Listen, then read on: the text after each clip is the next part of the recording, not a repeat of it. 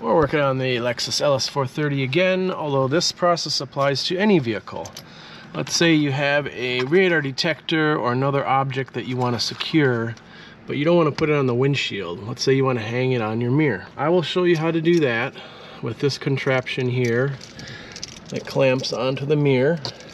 And then secondly, I will show you how to tap into your overhead console power with an RJ cable. This is an RJ12 cable. We'll tap it into power when the car is on, run it down, and in the end you'll have a nice sleek mount for your device right under the rear view mirror. So keep watching and we'll go into all the specifics of it.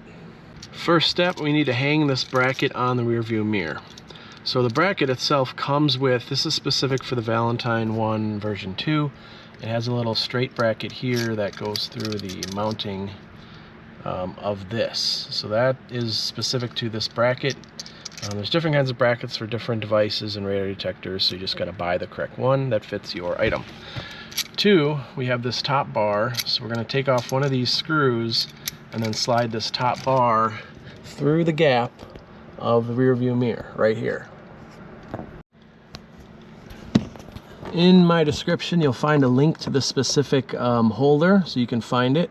But here you see we have the clamp loosely placed around the rear view mirror mounting bracket. And then you'll see how everything kind of falls into place with the amount of adjustability it has to put this wherever you want. So there are some mirrors it does not fit. There's some Teslas it doesn't fit. But they disclose that so you don't buy it and figure out later. So what we need to do now is tighten this, secure this so it doesn't move, and then we can move on to the lower adjustment portions down here to get the device right where we want it. Comes with an Allen wrench, extra screws and everything, so you don't need to worry about finding the right Allen wrench for this. Alright, we've got everything tightened down up here, and then you see you just tighten this one for your horizontal, and then there's another adjuster on the other side to secure the device. So I like that. That looks pretty good to me. You know, it's right kind of under the rear view mirror. It's in a good spot. Now what we need to do is basically run our RJ cable from here into up and then over and then into the center overhead console. And then we'll tie into power. We'll find power and ground, figure out what to use, and then that's it. Now, it's a pretty simple process. The hardest part's going to be figuring out the wiring if you don't have a diagram, and then cutting and figuring out which wires to use on this, because this one has you know, 5 or 6 wires, so you have to figure out which two wires you need for the specific model you have, and those diagrams are all online, but I'll show you coming up here in a bit. This is also a great time to like my channel, subscribe, click that notification bell, and then you'll see all the new videos that we have on the Lexus LS430. I do a lot of stuff with JDM imports, repairs, maintenance, you know, how to find a black interior, white exterior LS430. I also have some great videos on how to integrate a Grom V-Line, V-Lite, VL2 into your Lexus or Toyota. This is by far, I think, the best integration into the factory assembly to get up-to-date Waze, Google Maps, SoundCloud, WhatsApp, phone, everything, CarPlay, Android Auto is on your factory screen. So let's move on to the overhead console, and then we're just about done with this tutorial. On the Lexus LS430, we have 2 small plastic covers here that you have to pop open with a small flat blade tool or a pick, whatever works best for you. And then same thing here, we pry down on this part of the lens, and then there's tabs on the top. So same thing, use a flat blade tool, plastic tool, pop the bottom out, and then the top will come out. And then we have 2 screws in here as well. There's one here and then one right here, so 4 total Phillips screws. Take out all 4, we'll drop down the panel. With all 4 screws removed, you can just pull down and it'll pop out. And now you're left with a few options. You have power here for the sunroof motor or moonroof. You have another plug here. But typically the overhead console is going to be the best place, because you have your home link, which works with the car off. Your sunroof, moonroof motors here, which only works with the ignition on. There's lights, you know, that'll only, I think, only turn on with the car. No, because these turn on all the time. But either way, there are enough wires here, and I know I've done this before. There's going to be a ground wire, and then we're going to tap into an ignition only. So the hardest part is going to be able to figure out which one is which. And I already have a diagram, so I'm going to make it easy and then just tell you. But I can show you also how to figure it out on your own without a diagram. We have our cable. We measured enough to make it from the unit to the overhead console. And we have a 6-pin cable. Pin 3 is green. Pin 4 is red on this specific cable. So green is actually power and red is actually ground. So keep that in mind. And if you look on the unit, hopefully you can see on the top, you have 6 pins. Pin 1, starting from the left side, you have pin 1. Pin 2 is nothing, so 3, the third pin from the left, power. And then the 4th pin is ground. That's all you need. And then on this specific cable, just remember that green is actually power and red is actually ground. So we have to feed this between the overhead headliner. Somehow we'll probably just pry it down a little bit just so we can sneak it through. And then we'll move on to wiring it in, which, like I said, is going to be the hardest part. Because these wires are kind of, you know, there's not much exposed to tap into. And then the wires on the RJ cable are pretty thin, so it's hard not to damage them when stripping them, so you got to be careful not to strip all the wires out of them, and they're very flexible and fragile. So 2 things you want to keep in mind. But next I will show you which one of these wires to hook into for power and ground.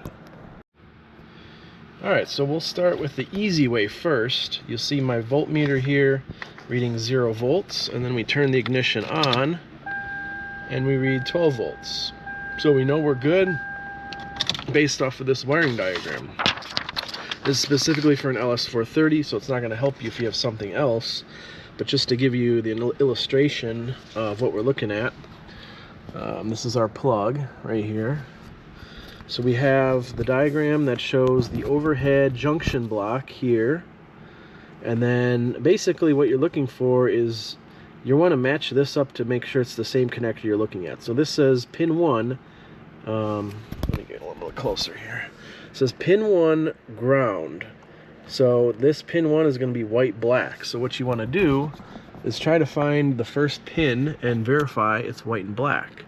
So here we have a white and black on what's hopefully the first pin, or at least you know, the first pin on the connector. Pin 1 technically could be 4 different pins, 1, 2, and then 3, 4 if you don't know what you're looking at. But here we have the blue back probe kit. I'll link this in the description below, my Amazon account where to buy this. Real handy for doing pinouts and trying to figure stuff out. So what you can do is basically just connect this wire, touch it to a ground, and then see if there's continuity, just to verify that this is in fact the ground. I'm confident it is, so that's why I have this blue pin stuck into the number 1 pin. And then the power is where this yellow one is, right here. You can see it's right there, and that is ignition, IG. So if you count out 26 pins, it leads us back to that back probe we have, light green red, which also matches, and that goes to P ignition fuse.